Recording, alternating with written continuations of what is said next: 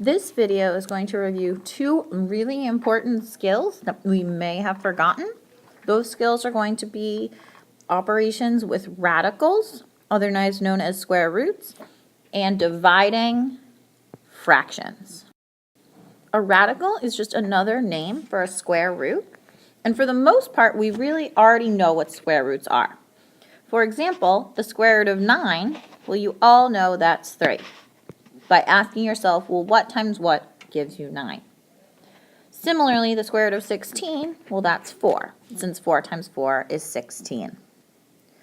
However, we want to do more with radicals, and sometimes we can't even simplify them. For example, the square root of 3, well, there are no two integers that multiply together to give you 3. Therefore, we're just going to leave the square root of 3 as the square root of 3, since that is an exact value. All right, so now let's look at some other operations with square roots. Multiplying and dividing are by far the easiest. When you multiply two radicals together, you can actually just multiply the two numbers that are under the square roots. So this would be the square root of 3 times 10. Which is just the square root of 30. So the two separate radicals become one radical.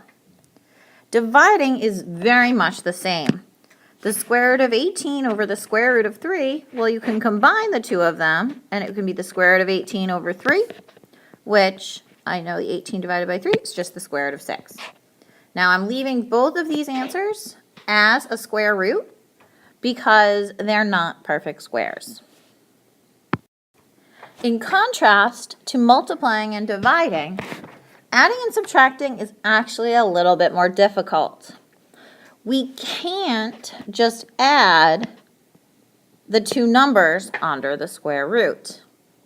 In fact, we have to treat them almost as if they're variables.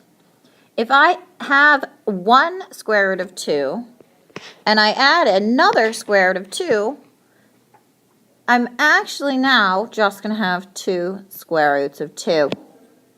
It's almost as if I was adding x and x. So if this had been 1x plus 1x, well, that would have just been 2x. So you can really treat those square roots just as a variable. Now, if they're not the same number under the square root, so for example, the square root of 2 and the square root of 3, unfortunately, we are out of luck and we cannot add them. It would be like trying to add x and y. Subtracting is very much the same. Looking at this first example, I have 6 square roots of 10 minus 1, just an invisible one there, square root of 10. So that's going to give me 5 square roots of 10. I ran out of space there. Now, the square root of 9 minus the square root of 6, that does not equal the square root of 3. No, no, no, no, no. I'm going to put a huge big X through this. It is not that. You actually cannot combine these. They are all done. Now, there's one last thing you have to be able to do with a square root, and that is simplifying a square root. In this process, you actually want to go hunting for a hidden square root. So for example, in the square root of 300, I am going to think, okay, well, I know a factor of 300 is 100, which happens to be a perfect square, and then that's still multiplied by 3. And I know that I can separate that because it's multiplication, so it's the square root of 100 times the square root of 3. Well, you all know the square root of 100 is just 10, so I'm left with 10 square roots of 3. Let's look at another example.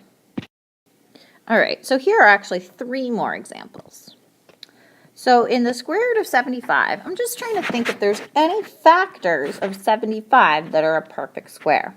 So my perfect squares are 1, 4, 9, 16, 25, 36, 49, etc. Well, in 75, I could rewrite that as the square root of 25 times the square root of 3. So that is going to be 5 square roots of 3. How about the square root of 18? Are there any of these that might go in? Ah, the square root of 9.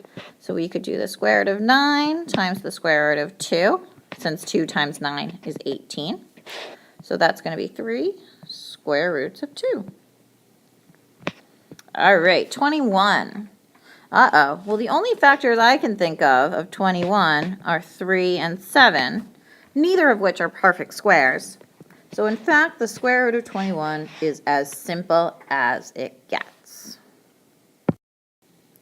Okay, there's one more skill we need when it comes to radicals, and that is called rationalizing the denominator.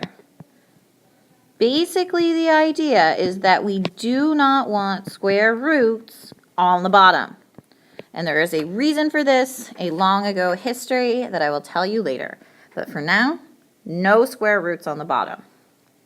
The way we're going to do that is we are going to multiply our fraction by some version. So I'm going to multiply it by something over here that actually is a hidden version of 1.